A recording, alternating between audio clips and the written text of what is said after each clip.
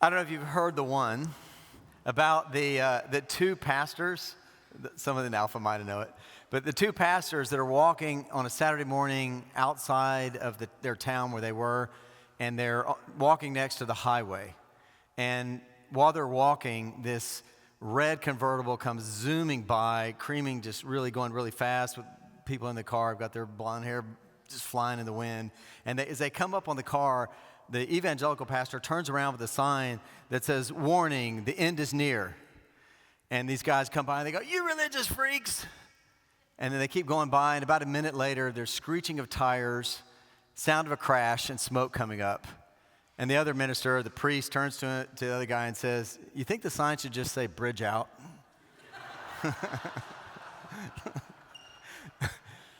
One way, okay, it's hard to get jokes about the end. Sorry, y'all. The end is near for me. It's about 50 minutes until I'm going to be gone from here. If you're new with us and you don't know this, today's my last Sunday here. So I hope you brought a lunch because I got a lot to say. No. But it is my last Sunday, and since we announced that a couple months ago, I've had lots of different questions about it. I've had people that say, "Oh, you're retiring." No, I'm not retiring. And I know it's really confusing in a way because Greg is retiring next month, but he's staying. I'm not retiring, but I'm leaving. And it's like you just got to really kind of stay focused on this. But for those who've asked, like, what's going on? Why is this happening?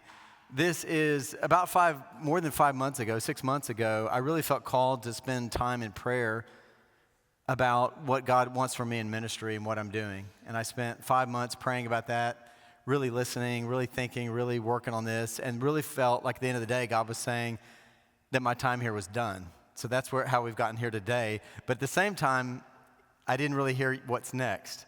And I'm a bivocational priest, so I've got a really busy job making tents, as they say, during the week. So what's next is I'm taking a break, and then I'm going to be discerning about what's next. I've already got a couple churches talking to me about that. And I believe I'll be back in ministry in Dallas in another Episcopal church, but that's where things are going. So everybody hear that. I want the record straight from the horse's mouth. That's what's going on with it.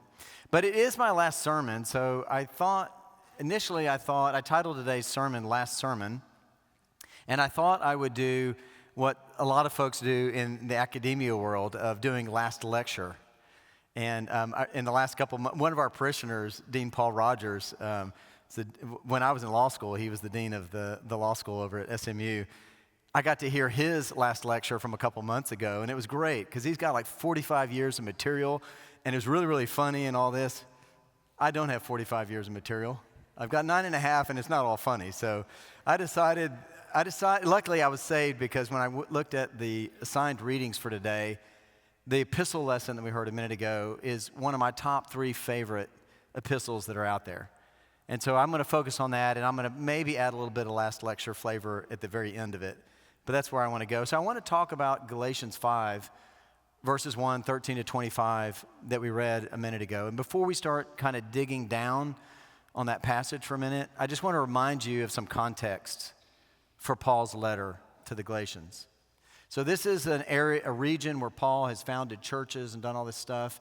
And then there's another group of Christian missionaries who've gone there, agitators, that are presenting Christianity that I imagine overlaps in a lot of ways, but it's really different in some other ways. So they're like one of the big things they're emphasizing is that all these people need to come under the law. They need to get circumcised. They need to start going back and figuring out all the stuff the law did and start living that, plus understanding who Christ is and doing all this other stuff. And Paul is not going to have any of that. He's not going to have any of that. So the letter is largely set up with him arguing about why they're wrong and why they should not go under the law. He's telling them, hold on to your freedom and walk by the Spirit. He's going to keep emphasizing that. Hold on to your freedom and walk by the Spirit. And part of what he does in chapter 5 is he's setting up this extreme contrast between the works of the flesh and the fruit of the Spirit. And so he talks about there's this whole thing. If you give yourself in and just let yourself live life selfishly, This is the kind of stuff that's going to develop in your life. And he gives this list that you can go back and read of all these things that are going to start to show up. This is the works of the flesh. And he contrasts that on the other side with those who are walking in the Spirit are going to start to see the fruit of the Spirit. And he talks about all that. But part of what he's saying to them is the law is not going to help you deal with the works of the flesh. That's part of what he's saying in all this. And I want to go further and drill down on even a further section of the passage that we read in just a moment. But first, I wonder, I don't know if y'all have ever heard this, seen this, or if anybody can give testimony to this, but there are people that say the longer you live with your dogs, I don't know how many dog people are in here, the more you look like your dogs. And this was before AI, by the way. You can go look at some really funny pictures out on the web of dog owners that start to look like their dog. They look like, you get it. But I'm a little worried because I've got a Jack Russell and a golden retriever. So I feel like I'm going to be hyper and shed hair any moment. So I don't know. But it is true that you'll see that people who hang out together do start to do the same thing. I see certain industries where, the longer they go into these certain industries, they all start to dress alike, look alike, wear the same shoes, do whatever. They start to have these likenesses this way. The question for us maybe is, what about the people of God? What about the people of God? Do we start to do the same thing? I mean, I think one of the great things that I love about Christianity is that God calls us to be a family. And we hear Paul say in Romans 8 that those who are led by the Spirit are children of God. That means that we are family. It follows you're all children, that we're all family. And the thing about it too is as we lean into that, we start to take on the family likeness. We start to look more like a family that has the same characteristics or way of thinking and all the things that we do. And Paul says that today in our passage. Like if you go into, I like the way the Message translation says it, but it's like, Eugene Peterson translates it, more or less says, what if we go all in with God?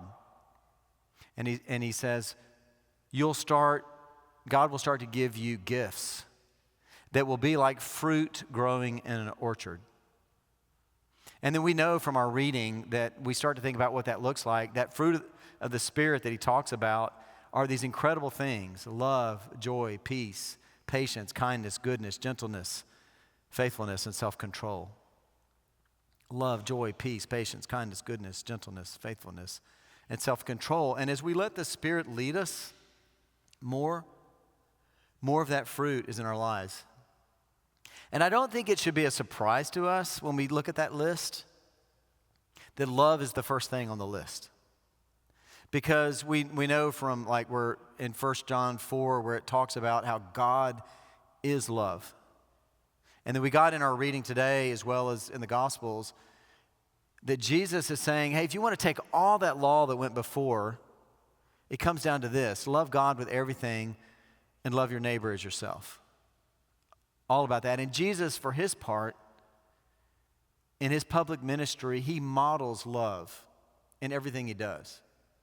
He continuously models love, the marginalized, even for the people that are against him. He again and again is modeling love for us.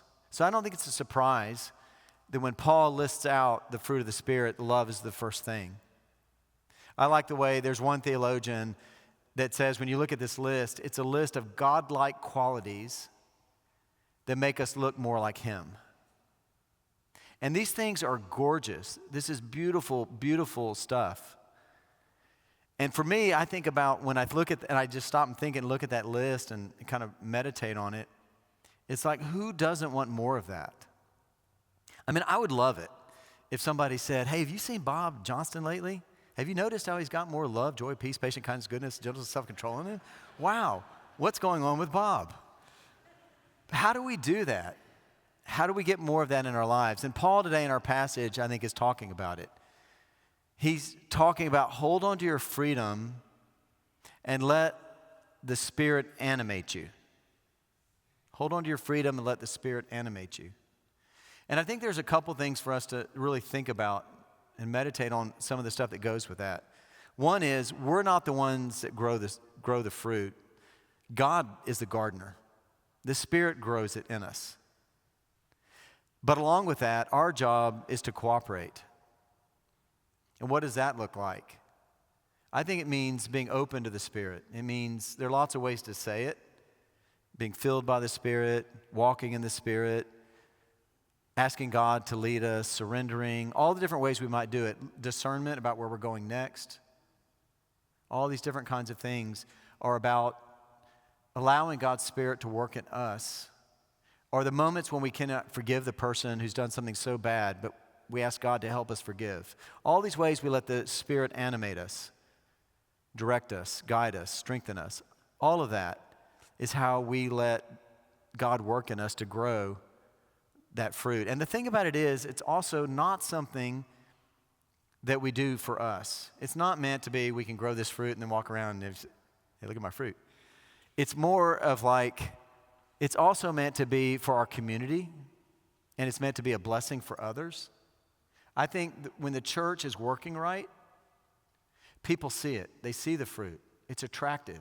It's wholesome. It's wonderful. And it's leaven for the world. It's salt for the whole world. It's something that blesses the whole world. And if you've met people that are living in that place, I mean, I can go down the list of people I know who've been really living in an open place with the Spirit and levels that I can only imagine.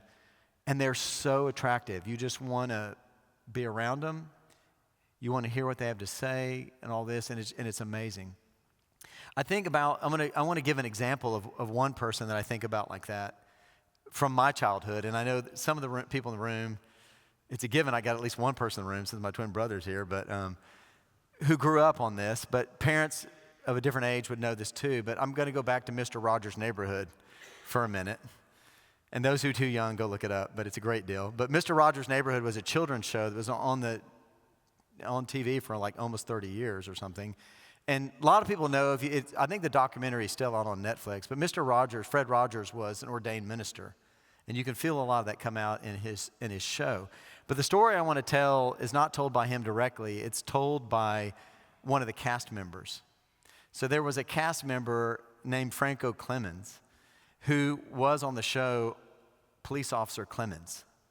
And the first part about that, to me, that's interesting about it is he gave an interview about 9 years ago where he talked about how hard it was for him to accept this job because he was a black man who grew up in a ghetto. That's how he described it. And he said he had such a negative image of police officers.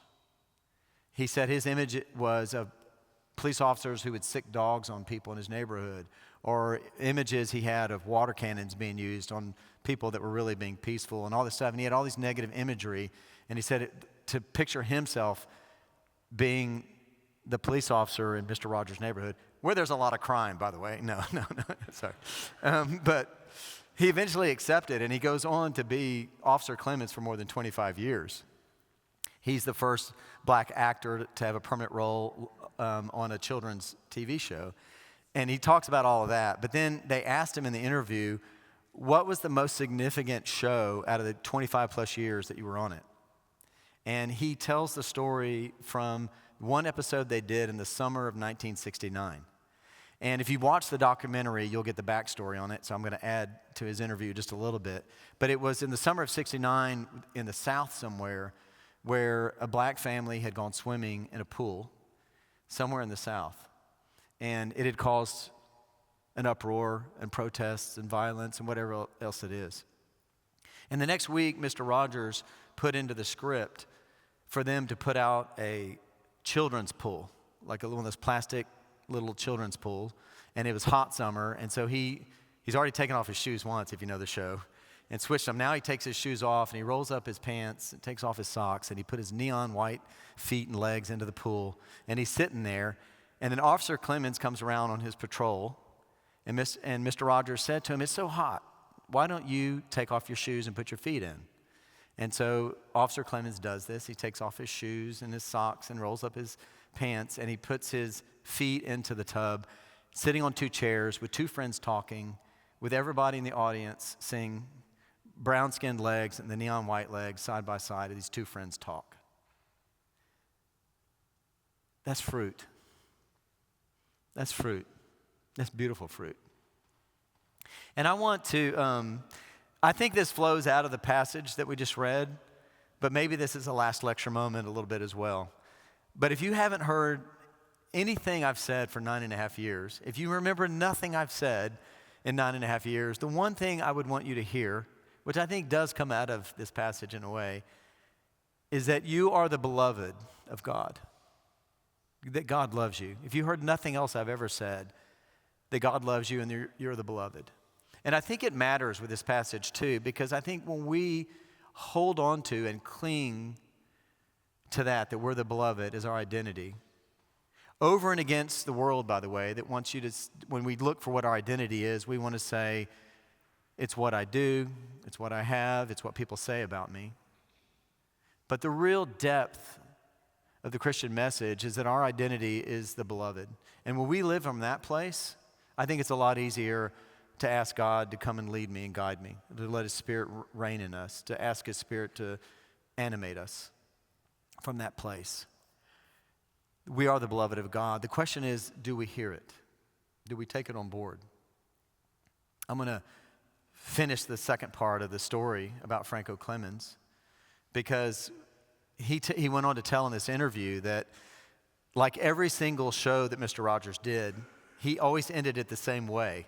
And I don't know if anybody's big enough Mr. Rogers fan to remember it, but Mr. Rogers would always end the show by saying, you make every day special by just being you, and I like you just the way you are.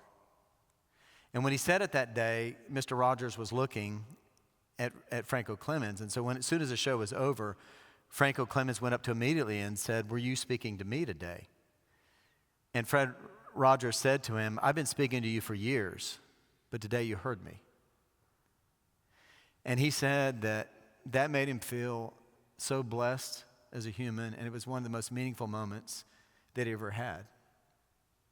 And God has been telling us since before we were born that we're the beloved, that He loves us before we're even born. And our question is, do we hear it?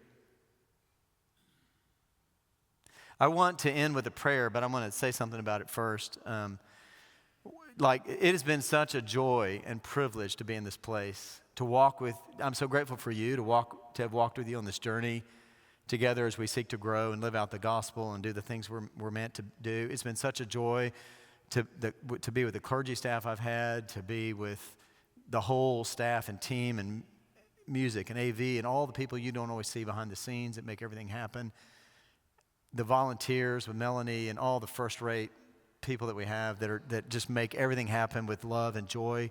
The greeters, everybody's so wonderful. But I have to always give a special call out to Johnston and the band because they've always been, Justin and I think have been in ministry together for 20 years now. And it's always a joy to be in ministry with him. And the whole band is so exceptional. And I'm so pleased to be in a place that honors first-class music and all different kinds of genres and everything else. But anyway, I will confess to you today that Justin graciously let me pick all the music for today. So, good or bad, I got to pick it. But the offertory song that they're going to sing in a few minutes is going to be our closing prayer. And I'm going to read the lyrics to you, asking you to make it your prayer. But then when you hear it again at the offertory, pray it again. It's a song by Lauren Daigle that came out almost 7 years ago on July 7th on her album that was called Look Up, Child. And it's a song that's called You Say. And I'm going to make it our closing prayer for today. I keep fighting voices in my mind that say I'm not enough. Every single lie that tells me I'll never measure up.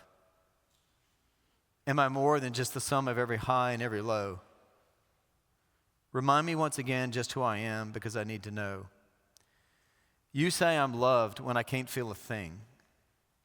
You say I'm strong when I think I'm weak. You say I'm held when I'm falling short. When I don't belong, you say I'm yours. And I believe what you say of me, I believe. The only thing that matters now is everything you think of me. In you I find my worth. In you I find my identity. You say I'm loved when I can't feel a thing. You say I'm strong when I think I'm weak. You say I'm held when I'm falling short. When I don't belong, you say I'm yours. And I believe what you say of me. I believe. Taking all I have now and I'm laying it at your feet. You have every failure, God. You have every victory. You say I'm loved when I can't feel a thing. You say I'm strong when I think I'm weak. You say I'm held when I'm falling short. When I don't belong, you say I'm yours. And I believe what you say of me. I believe. Yes, I believe what you say of me. I believe. Amen. Love you guys.